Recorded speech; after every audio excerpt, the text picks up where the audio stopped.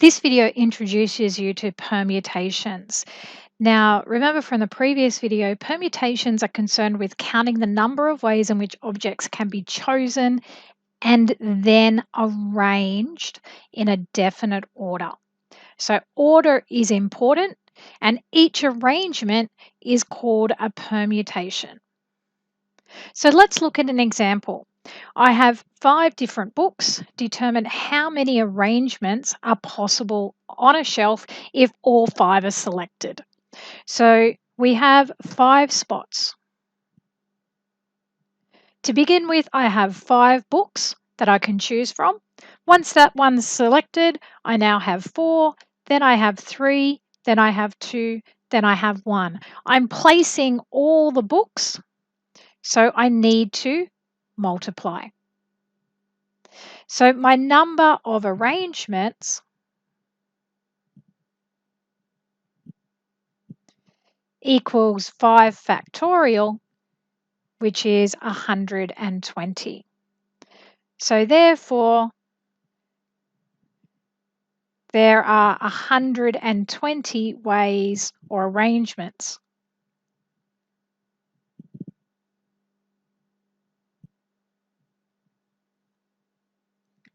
For the books.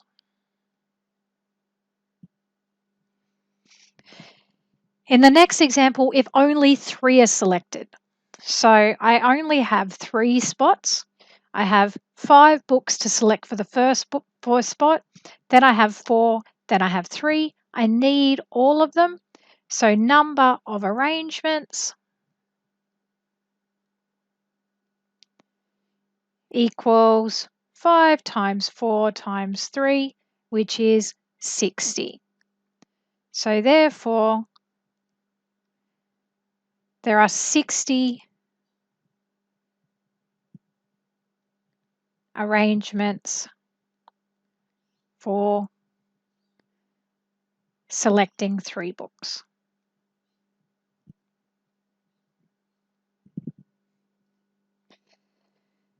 Now, the number of ways of arranging n things is n factorial. We've already introduced this with factorials. It's just an application of the multiplication principle. So the proof of that, I have n things to select first. Once that's selected, I only have n minus 1 left. That one's selected, I now have n minus 2 left. N minus 3, and I'm going to keep going until I get down to 3, 2, 1. Now it's the multiplication principle because I need everything.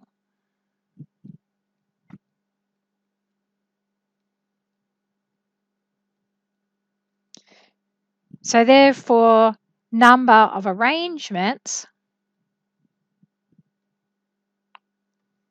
equals n times n minus 1 times n minus 2 times 3 times 2 times 1, which is n factorial. Let's look at some examples. How many 4-digit numbers can be formed using the digits 1, 2, 3, and 4 if they cannot be repeated?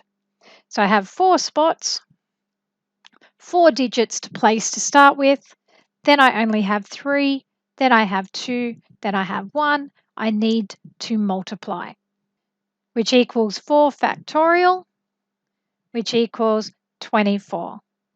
Part B, if they can be repeated, so 1, 2, 3, 4, I have 4 digits, I can still choose 4, I can still choose 4, I can still choose 4. So that's 4 to the power of 4, which is 256. Question 2, 12 students are to have their photo taken. Determine how many ways the students can be arranged in a row. Or I select 1 from 12, so there's 12, then I have 11, then I have 10, etc. So number of arrangements equals 12 factorial, which is huge. If there are 5 chairs in the front row, determine how many ways the students can be arranged in the row. So I have 5 chairs, I have 12 students, then 11, then 10, then 9, then 8. I need them all, so I can multiply, and that is 95,040. Now, number of ways of arranging are things given n distinct things to start with. This is leading on from the previous example. There are easier ways to do this. Now, this is also on your formula sheet. So if you have a look, you'll see NPR equals n factorial over n minus r factorial. N objects in R places. So if we look at the previous example, I have 12 people to put in 5 spots. So that equals 12p5, which using the formula is 12 factorial over 12 minus 5 factorial, which is 12 factorial over 7 factorial, which if you go to your calculator is 95040. So n equals number of items and r equals number of spots. So we've got NPR, n factorial over n minus r factorial. Now there's an even easier way of doing this on your calculator.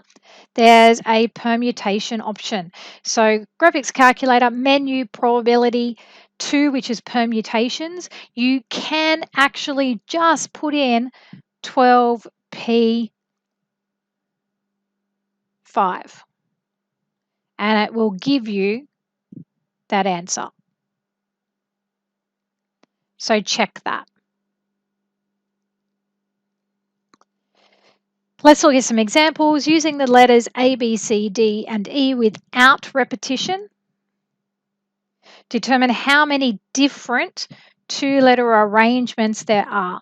So we're looking at arrangement, order matters.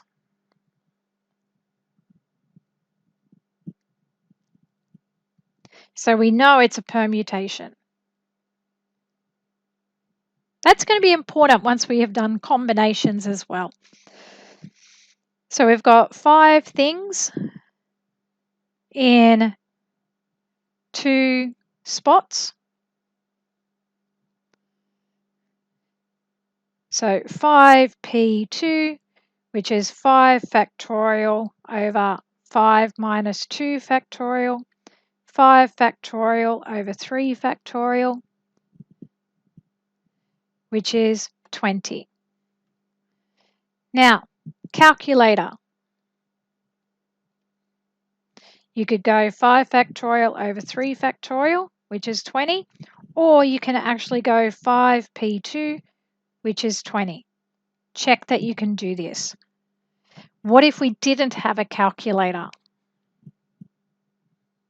So if we were tech-free, we can go from 5 factorial over 3 factorial, go 5 times 4 times 3 factorial over 3 factorial. The 3 factorials will cancel, and that gives us 20. Next, 6 runners compete in a race. Determine the number of ways gold, silver, and bronze medals can be awarded, assuming all runners are of equal ability. Now, that's important because everyone has an equal chance of coming first, second, or third. Note, though, because we have gold, silver, bronze, order matters. So we know it's a permutation. So we have 6 things in 3 ways.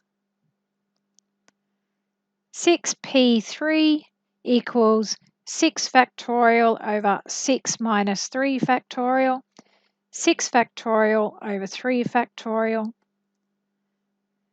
which is 120. Now, if you had your calculator, you can plug in 6 factorial over 3 factorial is 120, or you can just go over the 6p3, which is 120. If we were tech-free, go from this step, 6 times 5 times 4 times 3 factorial over 3 factorial. 6 times 5 is 30, 30 times 4 is 120. Now remember to finish with therefore statements as well, which I haven't been doing because I've kind of been running out of room. Last one, determine how many ways can 6 students be allocated to 8 vacant desks. Now this one's a little tricky. You don't think about the 8 desks. You think about the 6 students.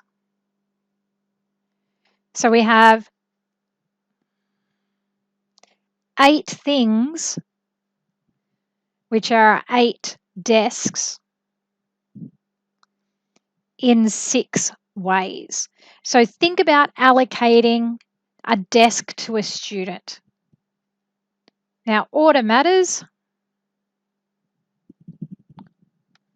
So it's 8p6, 8 factorial over 8 minus 6 factorial, 8 factorial over 2 factorial, which is 20,160. If you want to think about it in terms of our boxes, these are our 6 students. I have 8 desks for the first one, then 7, 6, 5, 4, 3, and we're multiplying.